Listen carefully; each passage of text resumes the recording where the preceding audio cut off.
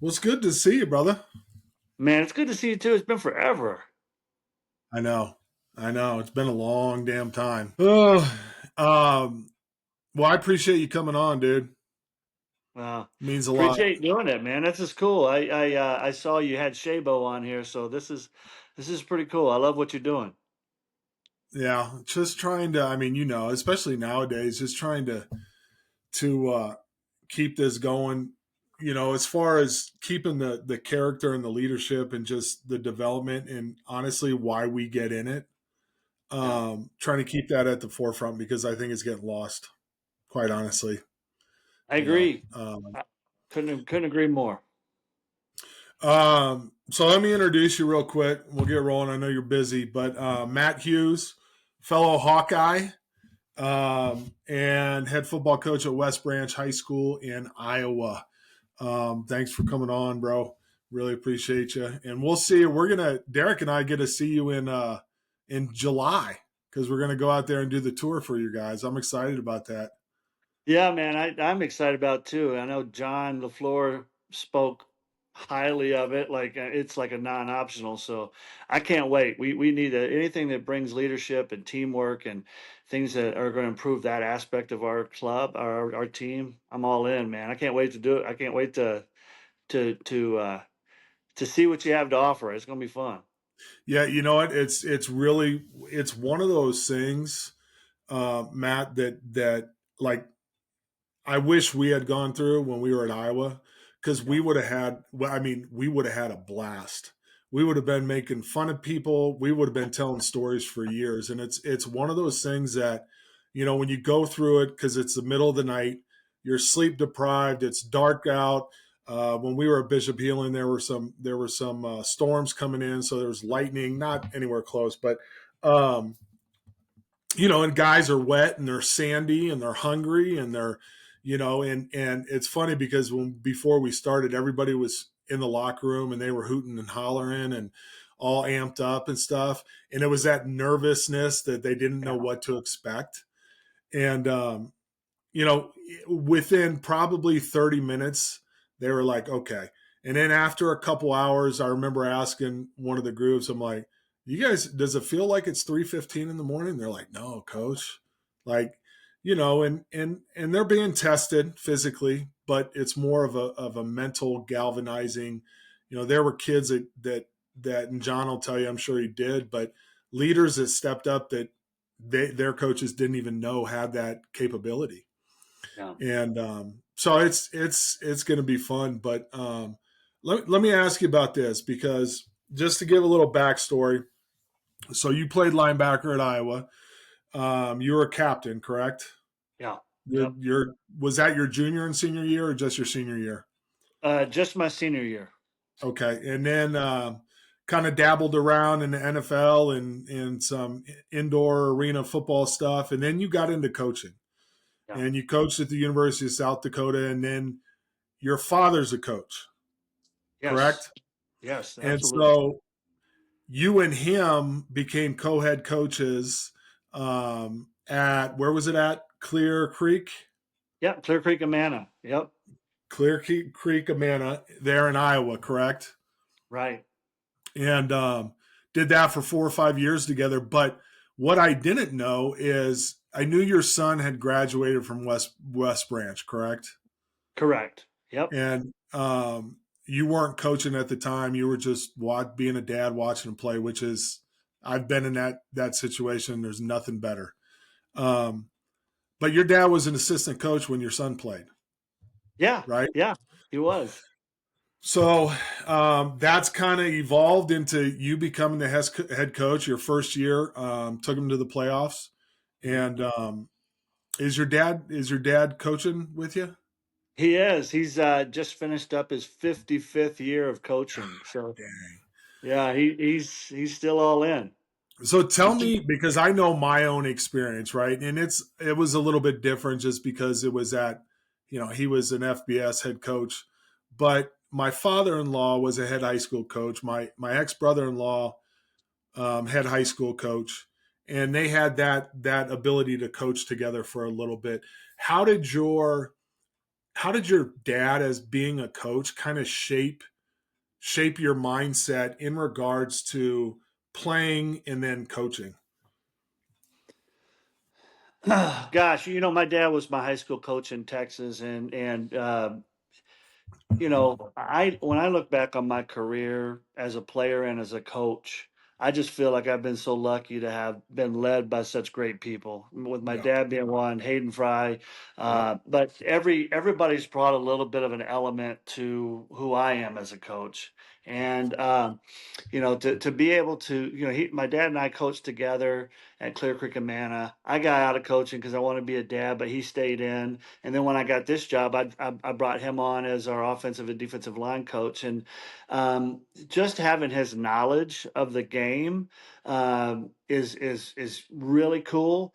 But it goes far beyond that. It goes far beyond the X's and O's. There's a lot of good coaches that are good with the X's and O's on offense and defense. That's just part of the game, right? But it's the coaches that bring the kids up as who they are as individuals and the life lessons. That's what really creates a winning program. It's how, and that's what I learned from my dad. I mean, he did the same for me, just like Hayden did for all of us. I mean, Right.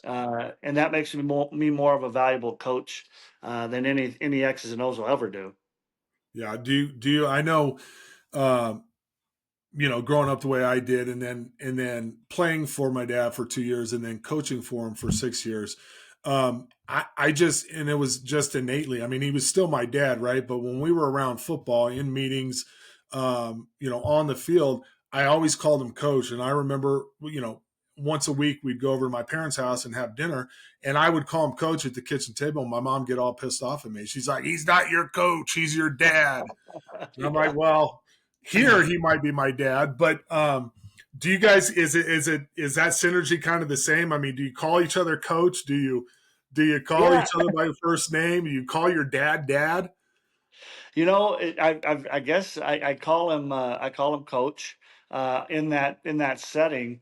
It's been a little bit of an evolution because when we were co-head coaches, like I would always really lean into him on decisions, and he would have the same level of authority on the decisions that Right. that I had, and that made for some conflict, a little bit. But I always kind of bowed back to, oh, he's been in it for a long time. He knows what he's doing. This is a lot different now because I'm the head coach and he's my assistant, and there has been some learning. I still listen to him. I still listen to everything. But there's things like when I truly believe something in my heart is the right way to go, and it might be different than what he might advise on. I still go with my heart because I have to live with the decisions as the Right. head coach, but the respect is there. I still go to him for decisions, and I'm lucky that I get a chance to coach with him and continue that relationship on beyond just the father son relationship. It's a lot of fun.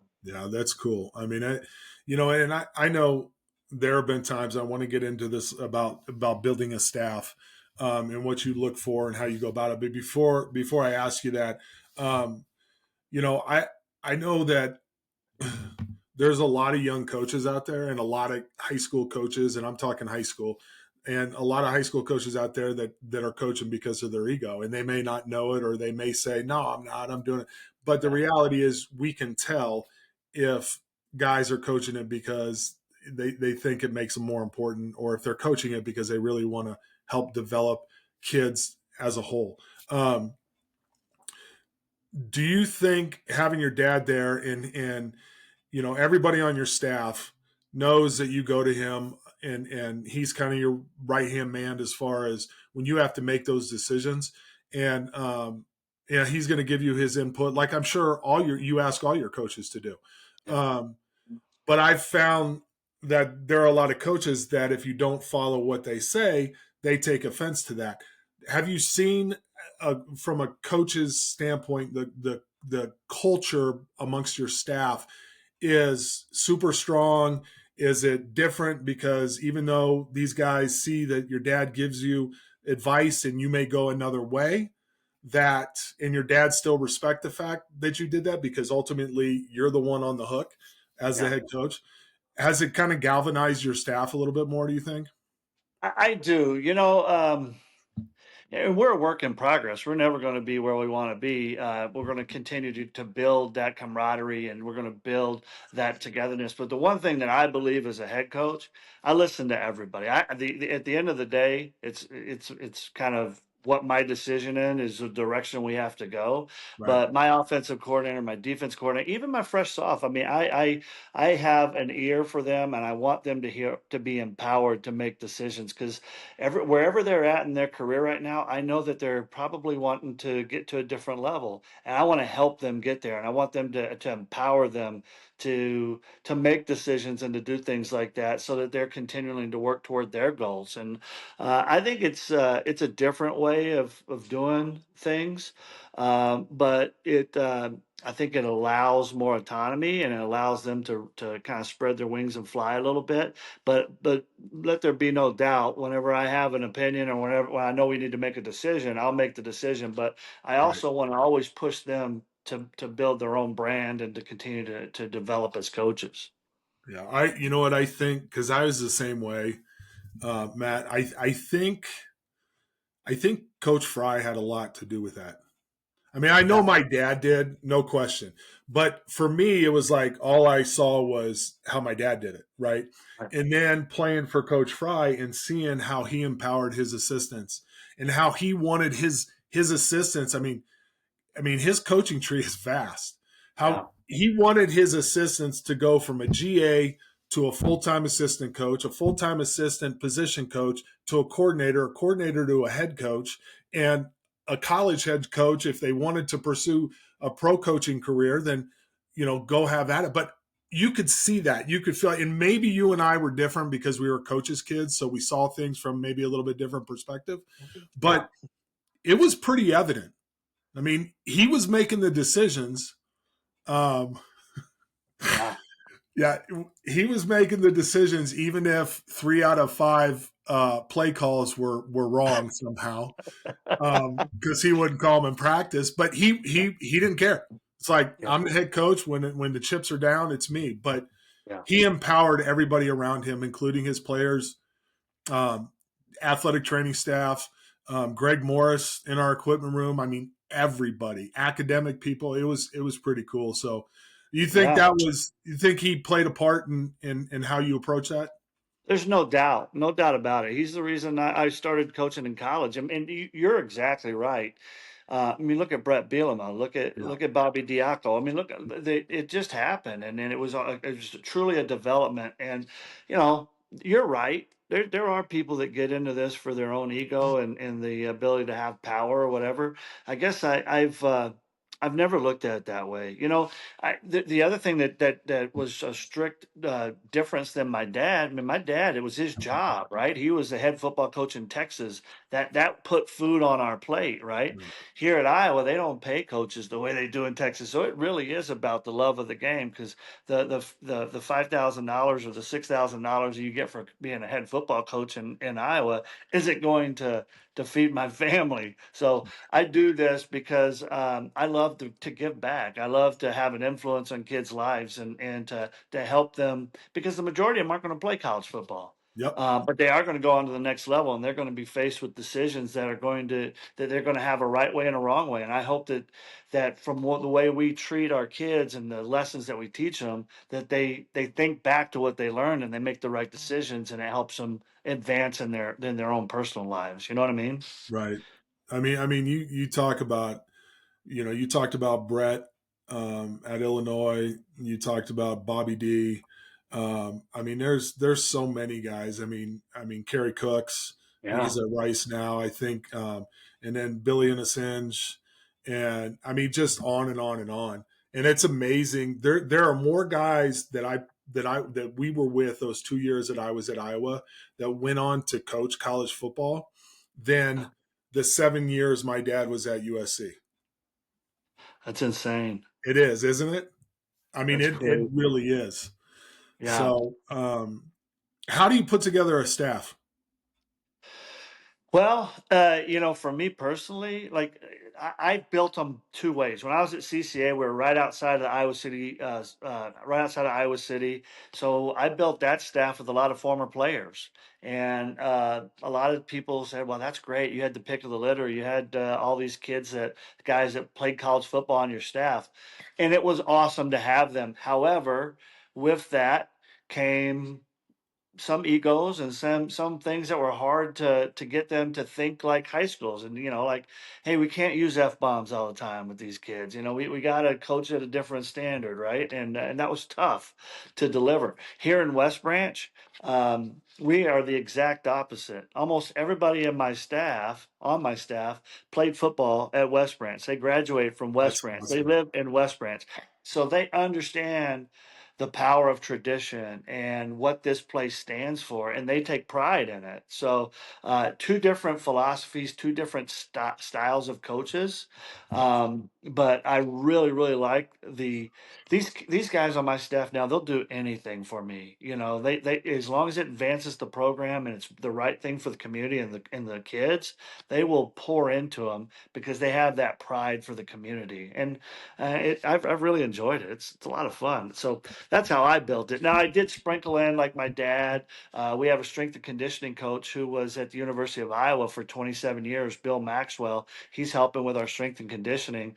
Having some of those outside influences, along with what we have here internally from a community perspective, kind of brings the best of both worlds to the community and into our program. Hell yeah, it does, and it's so important, and it's so hard because it's kind of area based, right? Like, so certain areas in Arizona, certain divisions, certain schools, certain districts had a stipend for a full time strength and conditioning coach. Yeah. RP department head, the last place I was at, was a national strength and conditioning coach of the year. At the first place I was at, they didn't have a stipend for strength and conditioning, and there was a woman on staff that had been doing that for years. I mean, powerlifting, the whole thing, CrossFit, everything. And the last couple of years I was there, I actually hired her and gave her a stipend like a coach to be our strength, and she was amazing. And Yeah. it changes because as long as we've been working out and as much as we know, we still don't know what we don't know. No. And that's not our expertise. And there's a lot of coaches out there that say, oh, I'll just do it. Well, if you can find someone, find somebody. Make them a part of your. 100%. I agree with that, and Coach Maxwell's experience at Iowa, because he coached all Olympic sports other than football, and for 27 years, so he knows so much about it, and so that experience. I mean, I went to a strength and conditioning conference with him last weekend, and I'm sitting there in the seats, and I'm kind of like, yeah, this is kind of boring, but I'm watching him just lean into all the little Yeah, details that I mean, I care about football. I care about right. how we're going to run defense and offense, and he is just soaking all this in. And I know that it's going to benefit our players and the entire school, because he's going to bring that knowledge that he's had for so long to them. And I don't think they understand how lucky we are to Yeah. have that person in working with them in West Branch, Iowa. I don't know if they'll ever understand that. We have great strength and conditioning coaches across the building, but having Bill involved is a game changer for our program, Oh, especially. 100%. It's funny you talk about.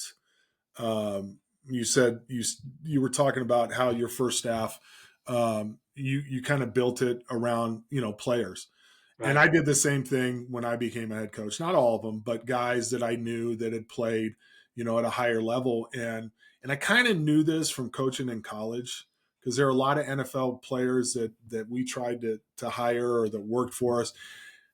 That doesn't, just because you played at a super high level, whether it's the highest level or the Division 1 level or even Division 3, it doesn't mean that you know how to teach.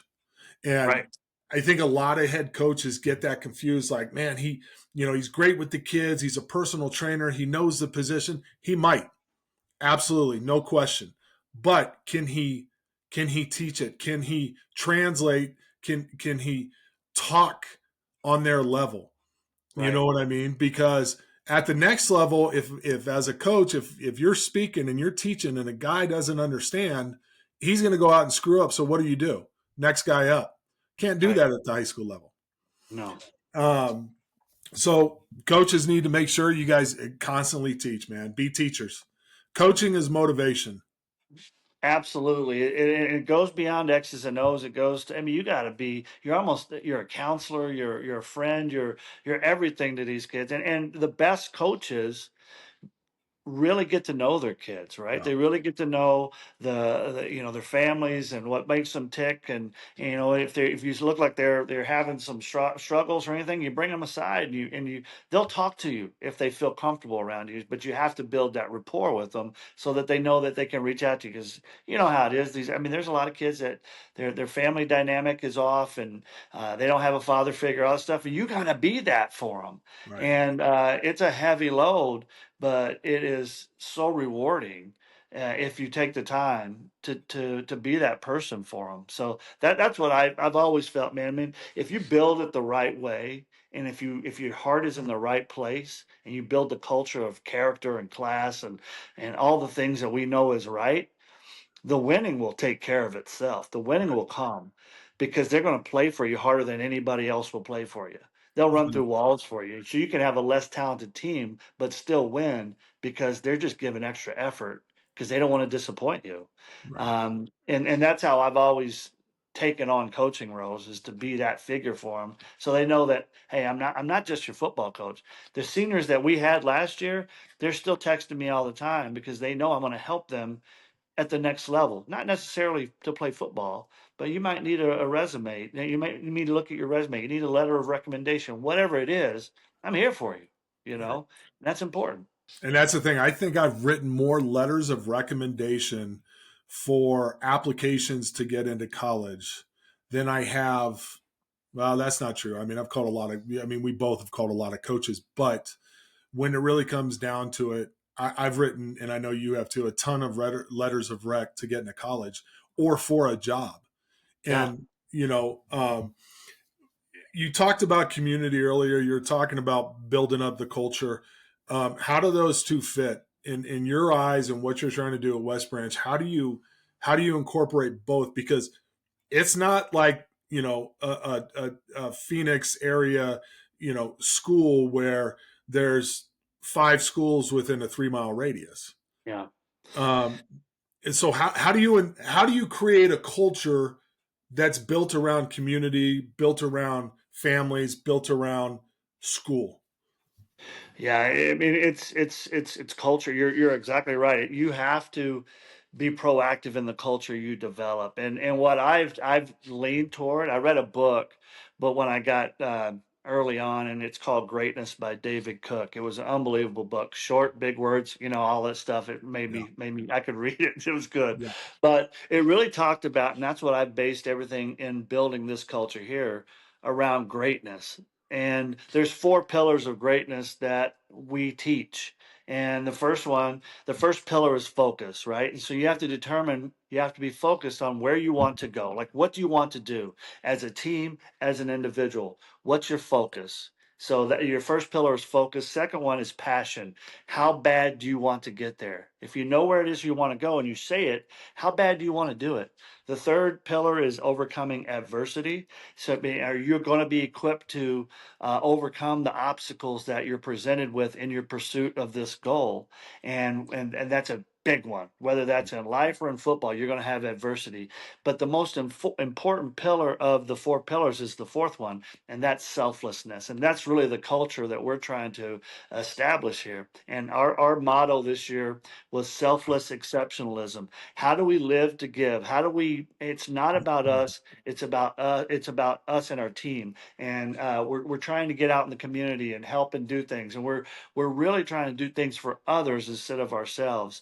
And that to me was the starting point of something that we're going to continue to build on for every year that I'm here. And I hope that's for a long time. But it's even as far as, like, if I come up to a player and I say, "Hey, man, how you doing?"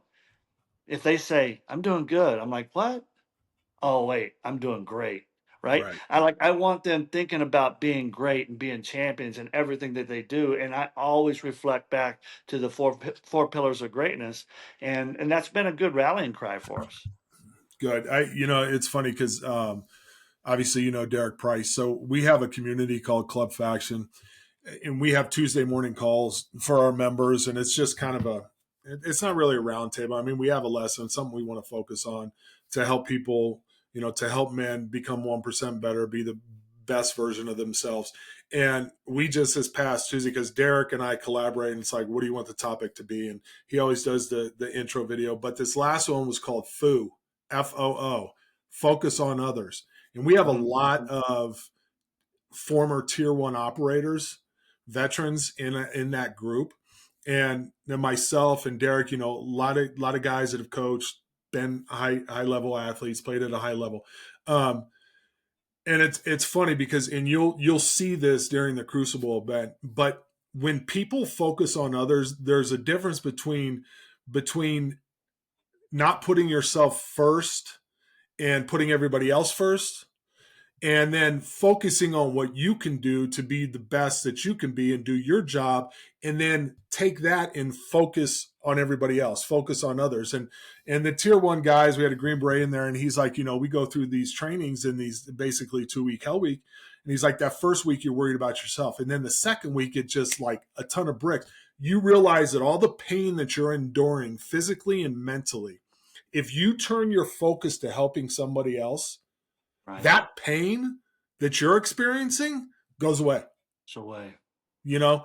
And I didn't think about it from that standpoint. And you're going to find that that's kind of the premise of the Crucible, of the tour, I is that love it. these guys are going to be in a position where they're going to be trying to get through it for an hour or so, hour and a half, and then we'll say some things, do some things where they don't have a choice but to focus on everybody, or focus on somebody else. Yeah. Um, and then that they become better because of that.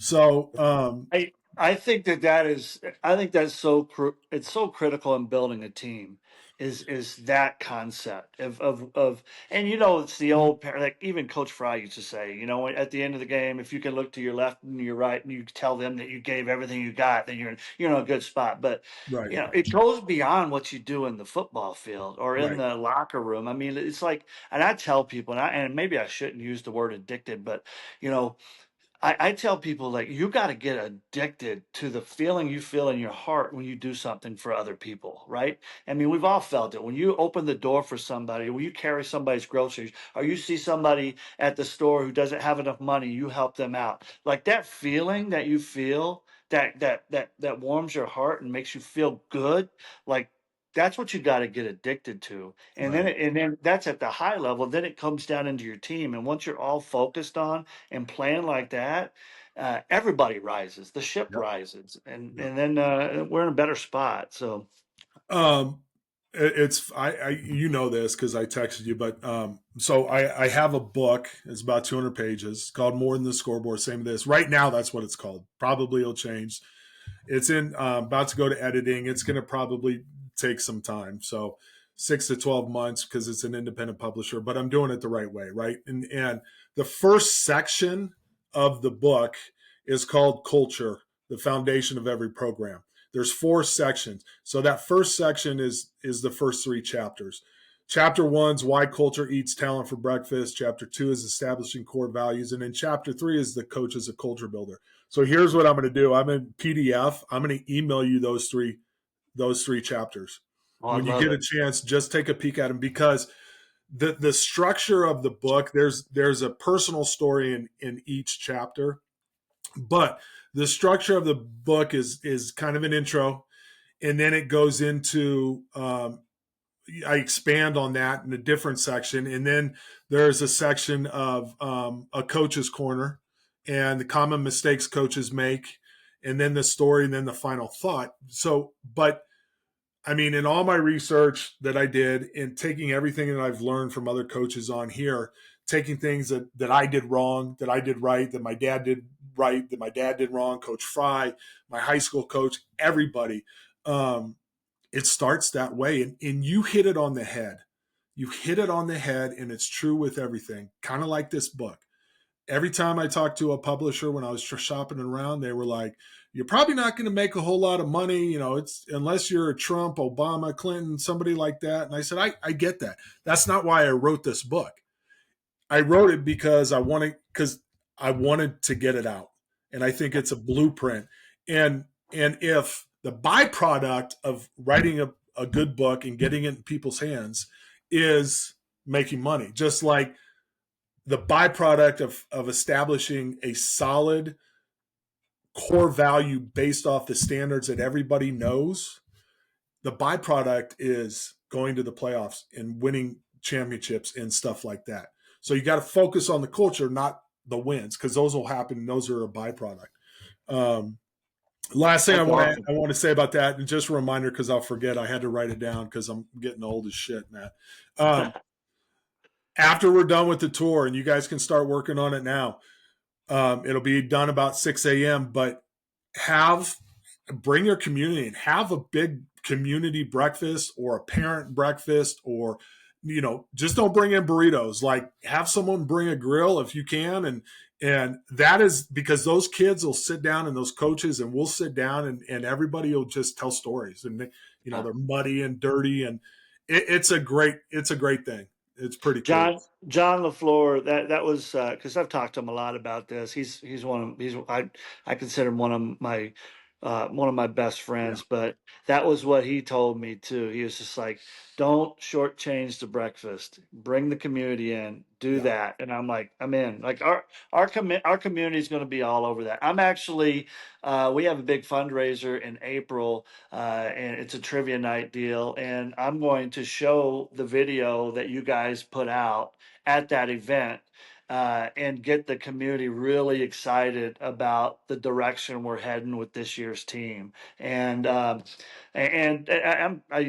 obviously, hopefully, people bid more on the auction items so that we raise more money. But I want people to know that when we raise money for our program, it's going towards stuff like this, which is going to make an impact not only for this football season but for the rest of these kids' lives. right. So I appreciate what you guys do. I appreciate what you stand for, and I'm excited to welcome you to West Branch. It's going Yeah, to be so am fun. I. I'm excited to get there. The only problem is I have to be around Derek for like 24, 48 hours with no sleep. I That's haven't that's been around either of you guys since I feel like forever. So I'm going to Yeah, soak those it were all different. in. Those were different times. Those were 117 North Van Buren, and where all you guys, Wiggs and all those guys in Yeah, Trug and all those guys lived on Johnny on the other side of the river, but by the right. school. Real quick, last thing I want to kind of dive into is leadership. Specifically, I think the biggest I don't want to say issue or problem because it's not, but I think it's something that we as coaches had to develop the older we got and the more we saw and the more we talked to our mentors. But not everybody knows kind of how to first identify leaders, and then secondly how to develop those kids, because both of those are crucial to not only your culture but your community as well and the Yeah, success they have. So everybody has leadership qualities, we know that. But like you and I mean, when you first got to Iowa, I mean, I can tell you, I mean, didn't matter what position. Bobby Diaco was by far the leader on the defense. right. Parker Wilderman was too. Um, Kerry Cooks was. Some others, but Bobby Diaco was the voice on defense, and Casey Wigman playing center was the voice on offense. 100%. You know, if a quarterback walked in and said, Casey knew that the huddle was the quarterbacks.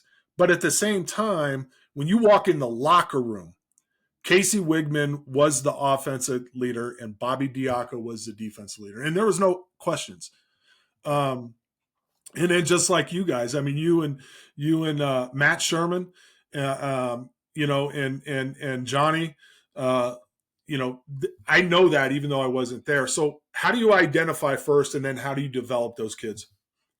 Well, I take a different view. I think everybody can be a leader. I want everybody to Agreed. be a leader in their own way. So, for instance, I don't elect team captains. I know that's different than what we did at Iowa. I don't elect team captains because I don't want four leaders. I want 15 leaders. I want 20 leaders, and I want to teach everybody and hold them to the same. Even stuff as little as you'll remember this from in college. Remember at the end of the practice we had cheer.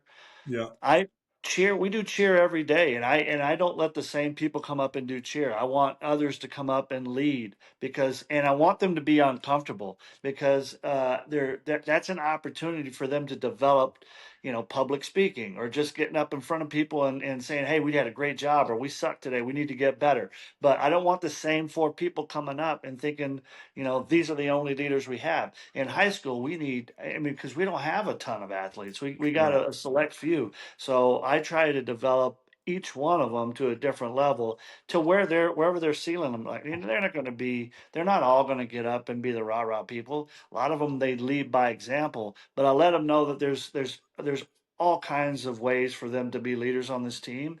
Vocal is one of them, but so is the one that just shows up every day and does things right. And just gives effort every play. That's a leadership quality as well. So that's the position I've taken. And that's the first thing that everybody said when you're electing captains when I got here. I'm like, I don't elect captains, Good. Good for you, every man. year. Every Friday night, I had a different group of guys that went out to the coin toss. It didn't matter if they were a starter or the last one on the depth chart. They got a chance to go out there and lead their team in the coin flip. And uh, it's a different way of looking at things. I've found that it works for our crew, and it helps develop more people to the level of leadership that's better than they were when they started. And Yeah. that's kind of how I It, hit it it every year. isn't it funny how because I would do the same thing. We did have captains even though I hated it. So we would always have for the coin toss of the four kids, we'd always have two captains. And then regardless, we'd have two other guys, maybe the scout team guy or whoever. It didn't matter. We just as coaches we said, but after every practice when we did our cheer, it was always different. And it to me because I picked the kids that I noticed that stood out, Yeah. and it was always interesting to me. And then it didn't surprise me at all because as a coach, but you pick the one guy in the corner that's never played on Friday nights, but is at everything like you said, and maybe a 5'5", senior or junior that plays scout team the whole time, but he's the first Yeah. one in, and he'll go play defensive end or nose guard or like you know, and you have to kick him out and be like you're going to get hurt. How when you pick a kid like that, what does the whole rest of the team do when you call him? Like if you say, "Hey, Yeah. Joey," everybody goes crazy, Yeah. Yeah. because they know. 100%. What I used to do was we'd start the season off and I'd say, "Hey, listen, the coaches are always watching. And your job, whether you're a ninth grade, 10th grade, somebody that doesn't play, isn't the prototypical starter, your job is to turn heads, Yeah, right? Make coaches notice you." And what I would do at the end of practice when I'd see somebody selling out and taking the challenge, I'd bring them, I'd say it in front of the kids, "You know what? Little Joey, man, this guy brought it today. Like every play, he turned heads, and everybody'd be like, "Well, that's not the typical guy you call." Then I bring Joey up, and he'd lead cheer. So now all of a sudden, Joey is got a little bit of confidence, and he's empowered a little bit more. So he keeps on going. But what I always hope, and it did happen, was then other people would say, "Man, I want to be recognized like Joey." right. So tomorrow I'm going to bring it. And that's typically how it happens, how it spreads culturally to bringing that leadership level up. It's you expect it from some of them, right? Right. And I said that from the get go. Like some of those guys are multi-year starters. I expect you to give it all. Like don't be shown up by anybody else. But I challenge the rest of them to show up those guys so that we could recognize them and bring them up and start to develop them as leaders too. What do you do do you do anything to develop the team as a whole from a leadership standpoint? What we did, that's a good question. Um, we have through the off season, we have a leadership program, and that we do create captains, and then we have a draft and all that stuff. And then this is a cool thing because each team then competes through the off season on different things. So you get points when you show up to the weight room. You get Mhm. points when Right, you PR on certain things. You get points when you go in the community and you do community service. right. You get points when your GPA is where it needs to be. You get points when a teacher emails me and says, "Man, little Joey really is showing out in class today. I was so impressed." You get points. On the flip side, we take points away when you don't show up for a certain time, or you get in trouble, you get detentions, you get that stuff. We take points away. And that is a really, and each one of those teams has a captain on it that may or may not typically be your prototypical captain, but they were voted on by their Mhm. team to be in that position. So the onus is on them. And at the end of the off season, we see who has the most points, and we have some type of celebration with them. Good. But that's what we kind of do in the off season to create that culture year round, not just in football. Yeah. Do you guys, and this just popped up from what you said, do you guys do any community service events, or do you require your kids to do X amount of hours of community service? We don't require it. However, we do a lot of it. Like, I'm always open to the community. Hey, we have our summer festival that, hey, we got strong kids. We're going to go help you set Good. things up. We do a lot of stuff as a team. And I encourage them to do stuff on their own, but we do a ton of stuff on our team to help the community out. We need to do more too. That's something we always want to expand on, because if we want them to support us on Friday nights, we want them to know that we're going to support them when they need us throughout the year. Right. We were fortunate, and it's kind of, I don't know, cliche, I guess, but I mean it. We, they have the community food banks, and a couple times a year we take our kids about this time of year, and for 4 or 5 hours they would just fill up bags, and it brought, again, it brought those kids together because they were doing something for other people. Yeah. um, we had a church close by where it was the same thing. They were always setting things up, doing community events, and we made sure that we were there, doing the grunt work, and it's great. I mean, it's great for Well, those. So that just amplifies that fourth pillar, that selflessness yeah, and that community stuff. And like, I've even thought, this is something that they won't like, but I think it's something we absolutely should do living in Iowa. Like, we should, when it's a big snow, we should get shovels and we should go to the places of people that can't do it themselves and just get their driveways cleaned off. Right? Like, what a great feeling it was to someone who's elderly or can't do it themselves or can't afford to have someone come and do all this freaking godforsaken snow we have up here. Let's just go do it as a team. Let's go help people, right? And I think the more we get people thinking that way, the better off we all are. We become better people, and then better people do more stuff for each other, and yeah, then it all equates to wins on the football field. I think.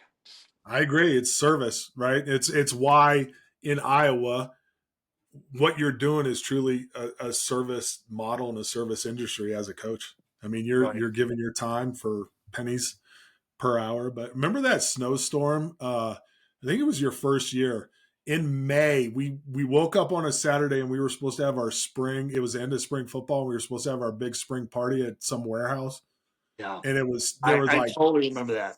6 inches of snow, and I'm like, and here I am from Arizona, and I'm like, or California, I'm like, the hell is going on? Yeah, I'm from Texas, right? So I was the same thing. I was like, Same why thing. is this doing this right now? It's supposed to be like 80s right now. What's going on? And the other question I have, because I'm here in Colorado, I don't know if you knew that, but at what age do I need to get the high school football team to come clean the snow out of my driveway? Is 53 old Well, if enough? you're in Colorado, if you buy the plane tickets, we'll be out there soon. Yeah. You know what's funny is every time it snows, I'll be like, because I talk to my mom. She's 82, a couple times a day. She's in Tucson, and still, spunky as hell. But I'll be like, yeah, we got like 6 inches. And she's like, well, if you every single time, Matt, she's like, the the one of the biggest cause of deaths for people over 50 is shoveling snow. And I'm like, yeah, mom, I don't worry, I'm going to do my calisthenics before I go out and do it, which I don't, of course not. But Yeah. Well, well, it's brother, just I really appreciate it again, man. This is awesome, and I'll get this. We'll get it released this week, and hang on for a sec when I stop. But Merry Christmas to you and your family, and we didn't mention your wife Brandy, but I know on social media she's your biggest supporter, and I know she keeps you in check because you need someone to keep your ass in check, even at your You're age. 100%. She's behind every coach. There's an awesome woman, and she is definitely that. She allows me to do this stuff, and she takes the sacrifice because there's a lot of Yeah. time, and I love her and appreciate all that. That's definitely the truth. Good. Well, hey, thanks again, brother. We'll see you in July. Just hold on a sec, okay? You got it, man.